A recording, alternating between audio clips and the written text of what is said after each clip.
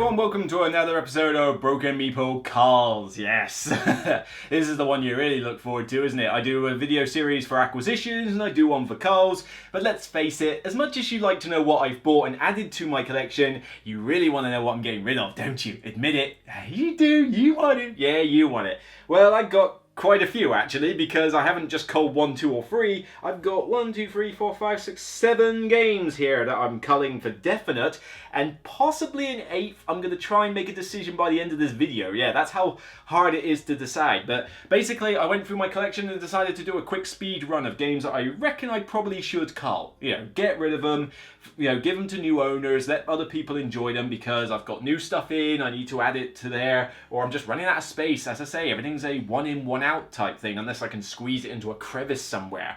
As much as I would love to have a house twice as big as this so I could store a ton more games, it's not gonna happen. I mean, where people will find the space to store 500, 600 games, I've no idea. Only in America, or I don't know. Certainly I can't think where here you're able to, unless you've got a very, very good accommodating spouse, alright, who really doesn't mind 600 games appearing in their house.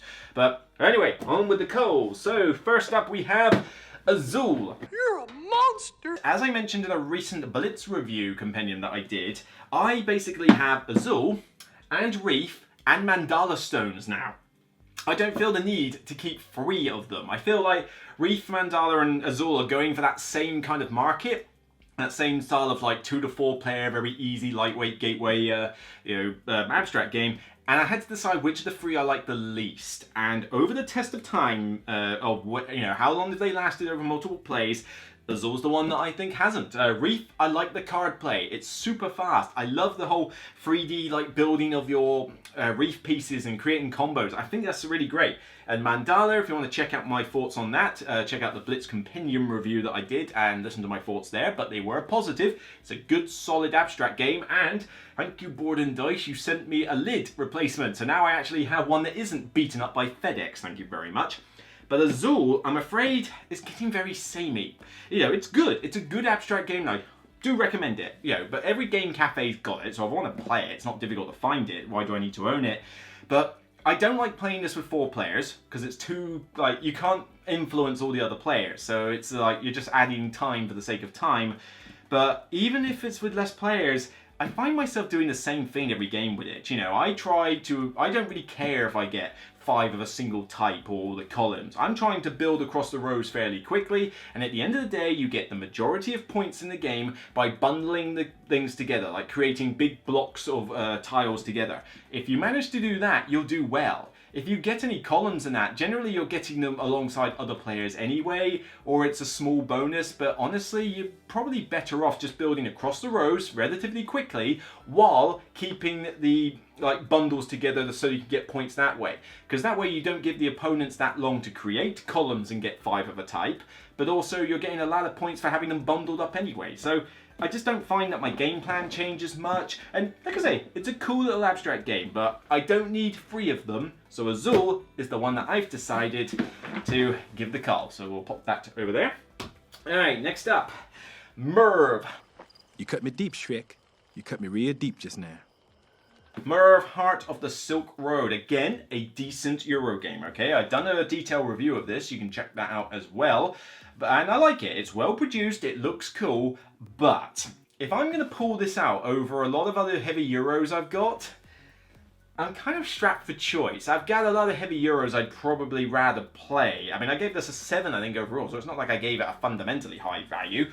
But the problem with Merv is that it's very dry, like super dry. There's no theme in this whatsoever. It's basically, here's your actions around the board that you can do, decide which ones you're going to do, and spam 1 or 2 of them, basically. Now, I like the mechanic with the central grid and putting the buildings on and that. I mean, that is like, no pun intended, the heart of the game, but that's kind of it really. And it's not a short game, it does take a while, and already, as I say, it kind of reminds me a bit of Praga Kaput Regne. In fact, it's like, oh, here's about 6 actions you can do, you won't be able to do them all very well, so pick 1 or 2 and go nuts with it. It's that type of game. But I don't know, the actions in here just don't feel that interesting to me. Level up a track here, level up a track here. build level, put some counters on the bit here. It's like whoopee, the cards and the building tiles are probably the best thing in it. But I don't know, it's decent. I still give it a 7, and I would play it if someone threw it in front of me, but I just don't think there's enough for me to want to bring it out over a lot of other Euros I've got. On top of that, I wasn't as big a fan of the solo mode in this. The solo mode's good mechanically, but to learn it, you've got a bunch of these extra actions you've got to learn for how the 2 different AI things essentially operate. And a lot of it is these, I hate these in games, these flowchart situations where it's like, okay, now it's time to move the Magister guy or something. If you are on point A and they're on point B, then put them to point C. If you're on point B and they're on point B, put them to point D. If you're leaning over a bit like this and it's Tuesday, put them on point E. If Venus has aligned with Mars and the Prime Minister has resigned, then put them on point F. Oh no, I've gone cross-eyed. I hate trying to learn stuff like that, and this doesn't have a decent rules reference to refer back to. So after I forget all the rules to this, which will naturally happen after not playing it for a while, I've got to relearn all that again. It's like, not as keen. As I say, it's good. It looks cool, and I would happily play it if somebody wants to put it on the table. It's a bit like Praga Kaput Regne for me, that I actually played today, in fact, at the club. But, I like that game, but I wouldn't want to play it all the time, so if someone puts it on the table, I'll play it. It's good, 7 out of 10. This is a 7 out of 10 for me. It's good, I'll play it, but it's just not one that I really need to have in the collection, despite the fact that the box is a bit thinner, so it would actually store a bit better. Okay, there. Ooh, this one was hard to decide on. This one is a game that's been in my collection for a long time. It's funny, you can't stop quoting Monty Python every time you see it, but I'm sorry. When was the last time I played Shadows of a Camelot? We have found the witch, may we burn her? I just haven't played this in ages. And the cafes I think have both got it. Or actually, I don't know if Dice has it, but I know Southampton does. But I just can't remember the last time I took it to a club and got it played. This has the expansion in it as well, and that was kind of a mistake, because the expansion basically puts the game on super punishing mode with some of the cards, and I'm not a fan of that, but I do like having the extra knight characters that you can use. But Shadows of a Camelot is cool, and I've got it sleeved, I've got miniatures, I didn't paint them obviously, a little container for dice, all the different stuff. I mean, it's a nice game. I love the Monty Python jokes that come from it, and it is a good group hidden traitor mechanic. But the thing is that it is basically poker card sets. That kind of gets a little bit dull after a while. And there's only so many times that I can play this and rinse the exact same Monty Python jokes all the time. I know that's ironic considering the video clips I put on the channel, but you know what I mean when I'm playing a game. It's also a bit hard for somebody who's new to the game to play the traitor, which is always a bit of a problem with these sort of games. And also, I kind of agree with Sam Healey on this one. Sam Healey's had this replaced because of Obscurio. I'd actually rather play Obscurio. It's the same sort of deal. Group of people, co-op versus a traitor. You need to figure out who the traitor is, except in Obscurio, you've got the Dixit picture cards, and you're trying to spot the pictures, and one guy's trying to, the book or whatever, is trying to show you the pictures and guide you, and I love that. I mean, you can see Dixit, Mysterium, Obscurio, Mysterium Park, Detective Club. I love those Dixit card mechanics. It's one of my favourite mechanics in games. This one doesn't measure up to Obscurio for me. I think if I'm going to play a group 6 to 8 player game with a hidden traitor, I'd probably rather play Obscurio. It's quicker by far as well. The game's over there, because this one can go anywhere from 60 minutes to 2 hours, depending on how long it takes for the traitor to do his thing or the good people to do what they do. As I say, I would happily play it if somebody suggested it, especially at a convention possibly, but maybe that's the only time I'm going to play it, at a convention. As I say, this has not been played for ages. It's been sitting on my shelf in the Days of Wonder section, and it's just collecting dust. So you know what? I think it's time that somebody took it off my hands and had fun with it, So, yeah. Sorry, Days of Wonder. Sorry, Bruno Cafala. You make some fantastic games, Bruno, but now I'm afraid Shadows has to go bye-bye. So let's move on to a rather unheard of game. Underrated, but Chakra. Who? Chakra is a very nice 2 to 4 player game from Blam, and it's a very pretty game. It's very nice artwork, as all games from Blam are, and it's a straightforward puzzle game that you basically have this column of here full of chakra points, and the idea is that you've got these different color crystals, you draft them from a central row, and you use these action tiles to basically decide how you're going to shift these crystals up and down your chakra tree and you're trying to get the matching colours in the matching pods.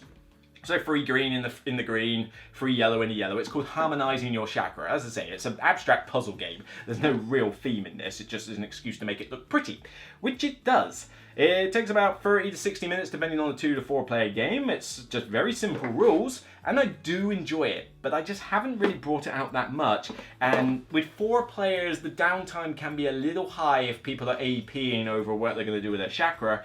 But the other problem is that this is very multiplayer solitaire. Apart from drafting the crystals from the center, there's not a lot of interaction at all. I mean, you've got this hidden scoring thing with like tokens you look at to see whether red's worth more than green, but you don't really have to figure out that much because you'll get to see them by the end of the game anyway, and you can only chop and change so much, so it's a relatively minor piece of interaction. There's also no solo mode in this. Now maybe there's a BGG fan mode, but I'm not a big fan of doing a big fan of doing fan modes when it comes to solo, so I just don't see myself playing this that often. You know, maybe if it was just me and someone else, like if I had a gaming spouse, you know, God forbid, and I was playing this 2-player only, I'd probably keep this and play it as a 2-player game, but it's not getting the plays, it's pretty. I might, you know, if nobody wants this, I might just give this to Dice so that I can play it every now and again. Maybe give it to the Southampton one because it would suit a game cafe. It's very simple and very pretty, but yeah, it's just taking up space on my shelf, and I'd rather keep Celestia by Blam, which is you know, gets more plays and, you know, has a more of a, shall we say, more of an awareness. People are more aware of that one. So Chakra. Okay, next up, continuing the abstract front, we have Tack. You know nothing, Jon Snow. A beautiful game. I do like this game. It is a very good 2-player abstract game. Oh, wait. 2-player only. See where I'm going with this? 2-player is a problem for me. I like this game. I suck at it hard. I don't even know if I've won the game, maybe once or twice, but it's cool, and I do love the fact it's got all these amazing wooden pieces galore. Apparently this has been reprinted in the 2nd edition. I wonder how they've improved it. I haven't really looked at it. I hear there's multiple board setups and maybe the pieces are being better done, but frankly these wooden pieces are pretty good. I don't know what I had to improve on them, but I didn't know what on earth it was based on. It was based on a book series or a game that featured in a TV series. I can't remember, but as I say, I didn't care really. It's like it was an abstract game and I thought I'd try it. And I did enjoy it. But the problem is, 2-player only, it's never hitting the table, and I need to be very picky about the 2-player games I keep, particularly when this is not a small box. You know, Kamisado, Onitama, Yinch, you know, these are 2-player abstract games that I think are fantastic and I don't want to get rid of them. Star Wars Rebellion's a very different kettle of fish, and again, I want to keep that despite being 2-player only. You know, War Chest is actually in danger of being culled soon. That could feature on next month's episode, you know, if we're not careful, because I just don't see myself playing War Chest much, but it looks so good, and those poker chips are so good, and it's such a unique, innovative game. I need to get it to the table again and see. Maybe I can salvage that 2v2 mode. The last time I played it, it really burned hard. I gotta try it one more time. I gotta see if it can survive. But yeah, it's in danger. You know, big Metal Gear Solid exclamation mark on it. It's really in trouble. But yeah, it's a fine game. Maybe I'll get it in the future again at a later date, but for now it's just taking up space and it's just not getting played. So somebody else can have fun with this. So shall we try and balance it on here? We're going to create this giant wall of games here, and this could go horribly wrong. Although these two, the final 2 left, are not going on this wall. No, they're not. In fact, let's put Chakra up here. There we go. Nice pretty wall. The next 2 are not going on the wall because it would collapse under their sheer weight. So let's start off with the one that's not going to give Eurogamers a heart attack. Oh god, big. Ah.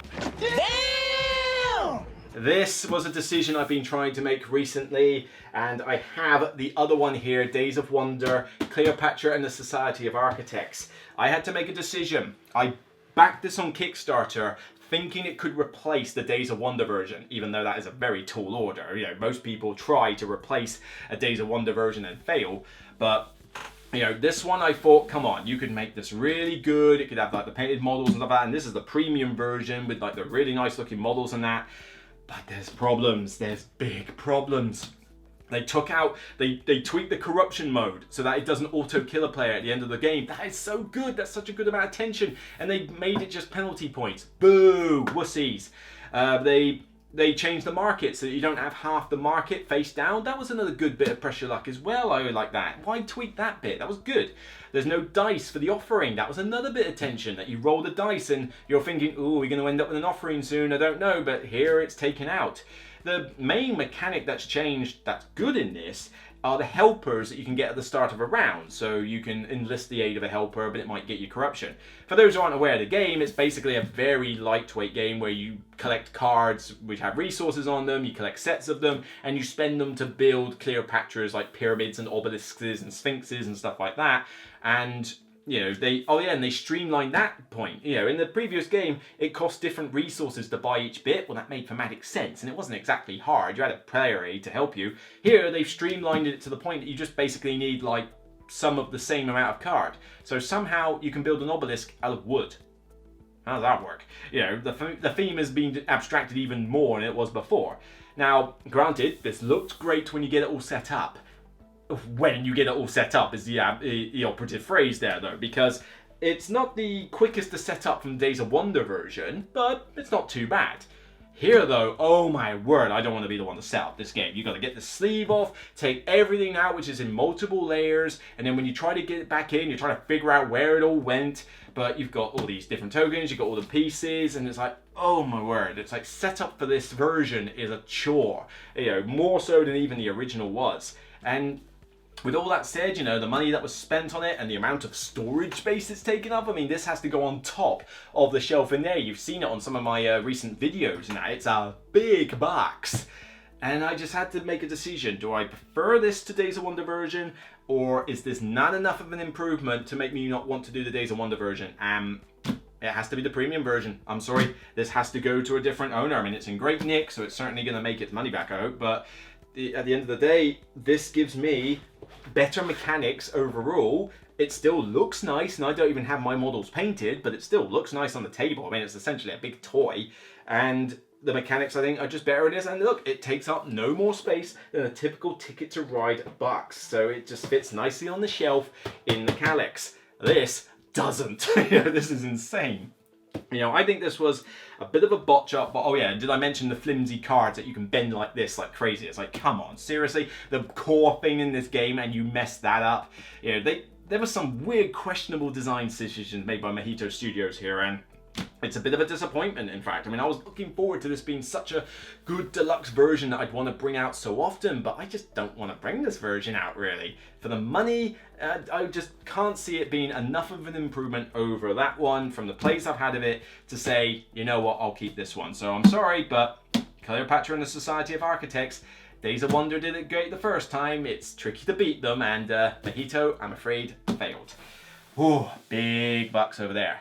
Now, Eurogamers, for the last one on the list, please don't have a heart attack when I show you this game, but some of you might have figured it out already, because you might have noticed by my head there's a replacement game where one previously sat, but Eurogamers, please don't hit me.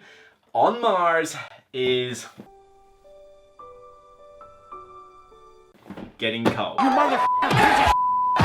I told you to calm down, guys, seriously. Look, I like On Mars. It's a good game, okay? It is a great game. It is Vital Lacerda, you know, doing what he does best, you know, heavy Euros, and I do enjoy it. It's got a good theme. It looks good. Ian O'Toole does a great job with the art and that in it as well. It's a solid game. But I have repeatedly said that this is my 5th favourite of the Lacerdas I like. I don't like Escape Plan. I didn't like CO2, although I've not played 2nd edition. But I've got 5 Lacerda games including this, and I've always said this is my 5th favourite. And now, because Kanban EV is now in the Eagle Griffin version, I can only fit 4 on a Calyx shelf. So I had to relegate this to the shelf below so it clashes with, well, no pun intended, Mind Clash. But the problem is with this, is that as fun as the game is, I gave it an 8 out of 10 originally. That might drop to a 7 now though, I think, now I think about it. It's still good fun, and I would still play it if someone else is willing to teach me all the rules again. On Mars is too complex for its own good. It's not like these are like a walk in the park, but trust me, you can get into Gallerist and Kanban a lot quicker and easier than this one. I already said that Lisboa is a hard one to get into, and I stand by that. I mean, you've got to give someone a history lesson as to what's going on, and then you've got the different cards, you've got the weird way, the slightly unintuitive way that those buildings go on that map, and then you've got the ships, and you've got the clergy tiles, that big reference booklet full of stuff. I mean, Lisboa is not an easy teach, but I like the card play in it a lot, and that grid system is pretty fun, and it's, you know, a cool game. I like it more than On Mars. On Mars is still good fun. The idea that you're deciding whether to shuttle to the orbit or to the planet with different actions to do. Do I get colonists? Do I get tech? Do I get resources? Do I build? Do I move my little robot or whatever? Do I get contracts? But this is one of the most unintuitive games that Lacerda has put out, and it is just so complex. You know, Paul Grogan does a fantastic job with his tutorial video. Check it out if you want to learn how this game plays. Honestly, check out more of his videos, in fact. But also, he had a hand in the rule book, and believe me, I would not have been able to play this game if it wasn't for him, because his work is over this and you need it. But there's still too many rules. There's too many things of like, if this happens, and you know, when this happens, you need to do these various steps, and it's like, oh my word, it's so hard to remember the rules in this game. So as soon as you don't play it for any length of time, like a week has passed, and you haven't played it, you're gonna forget half the rules, or you're gonna get rules wrong, and it's just too much of a hassle in terms of that. And I tried to teach two-player game of this, and it was only about a week and a half after I played it last, and I still forgot most of the rules. It's just, there's too much to bear in mind, too much to deal with, and at the end of the day, I just had to decide, you know what, if I'm going to play a Vital Lacerda game, I'm going to pull out one of these four before I pull out this. So why does a giant chunk of my shelf have to be taken up with a Euro game that is unlikely to get played? Yes, I know there's a Kickstarter expansion coming out with some kind of revised co-op and solo mode with aliens. I don't really care. It sounds like it's going to take what was a serious theme and make it a bit goofy. I think it'll clash a bit on that. But as I say, you're just basically adding more complexity to a game that's already ridiculously complex. As I say, games can be too complex for their own good. You know, there are heavy games in my collection which I would argue, yes, are heavy, but their rules are streamlined, or they're elegant, or they're intuitive, so it's easier to teach. They've got strong themes. I mean, Kanban, there's a lot of rules in Kanban, but the car theme in that is so strong that I can teach you this game really nicely with it. Same goes for Gallerist, in fact, and Gallerist had some Paul Grogan help as well with their rulebook. But even things like, well, Feast of Odin's a bit of a hard teach, I must admit, but I mean, Fields of Isle I can teach relatively easily because a lot of it's intuitive. You know, Scythe is pretty, well, Scythe, is it heavy? I don't know, we could debate that for ages, but still. And yeah, I just feel like, you know what, I just can't justify it anymore. I mean, thinking hard about this for a while, that there's no way that I'm going to bring this out voluntarily to play it. Even, in fact, the video I did with Mark Dainty, not Board Gaming, we did a video back in March where we discussed all the solo modes of the Lacerda games, and we both universally thought that this was one of the worst ones because there's not a lot of tension. It's just an AI that kind of just does its thing, and there's not a lot to it really. The solo modes and the others, particularly Kanban, you know, is like really good solo mode in there. But this one, it doesn't appeal to me solo, and I just don't want to bring it out with multiplayer. So yeah, On Mars, it's time to go.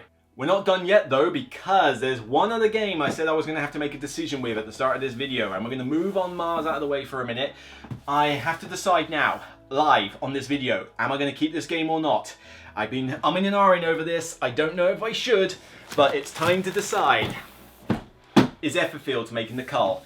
Fields and the creatures of Fields, I don't even have the stretch goals yet because they're coming in the second wave or something, and that is a factor because if I sell this on, then what am I going to do with the stretch goals? Sell them separately? Would that even work? But I've been umming and ahhing. Do I keep this? Because they've now released the continuous dream mode, and there's not many reviews of how it plays, but as far as I tell, it eliminates that grind factor that I really hated from the previous one, going after those keys and doing those slumbers continuously. It's like, okay, fine. will I enjoy this a lot more without that? And maybe 1 or 2 house rules, like maybe I don't need keys to unlock a dream, because frankly I can't stand the fact you have to go around that loop board, the mini map, to try and get keys. That just seems daft. So I might house rule that as well, to say you don't need keys to enter dreams, because frankly, what would be the point? I just want to experience the story, because I feel like if I sell this, I'm going to miss out on the story. But it was a slog to get through those rules, but then if I don't have to deal with slumbers, that's slightly less rules, I don't know. Maybe people have put out some better rule books on BGG, I could find it. I don't know, it's such a hard choice because I spent money on it. I didn't get any of the major expansions that are coming out, just stretch goals. But I did buy the miniatures, so it's a shame to let go of Sundrop miniatures, but I don't know, do I want to get rid of this or not? It's a hard one, but I think I did promise I'd give it one more chance. You get one more chance. You're not getting Culled today. Alright, I'm going to try you. At some point I will find time to play through the campaign again, even though I'm going to have to rinse and repeat a few dreams. But I'm going to do it on continuous dream mode, different character, maybe even play with 2 characters, because I hear true solo is a bit punishing. Maybe with 2 characters it'll be easier. But I gotta give you a try, and then if you still don't impress me with continuous dream mode, then I don't care if I've got to wait months for the stretch goals to appear. You're getting sold in advance and I'll deal with the stretch goals later. But I think just because it's got that great dark gritty theme, which like with Tainted Grail and a few other games of this stuff like This War of Mine and that, I do love dark gritty story themes. You get one last chance. One last chance, Fields. Don't mess it up, okay? Continuous dream mode. That is your lifeline. We'll see. So yeah, lots of stuff to deal with here. So that's it from me on this video. If you like what you see, please consider leaving a like, a thumbs up. It takes a millisecond, and seeing the likes on a video tells me so much more about whether you're appreciating the content. Of course, you can check out more of my content where I've talked about my top 10 tiny games where I can sort of fit them in my pocket essentially. And if you want to know my initial thoughts with Fields, in fact, then there was a review I did in 2020 where I go into more detail. Until next time, regardless of what I decide to cull, it's only a game. Take care, and I'll see you soon.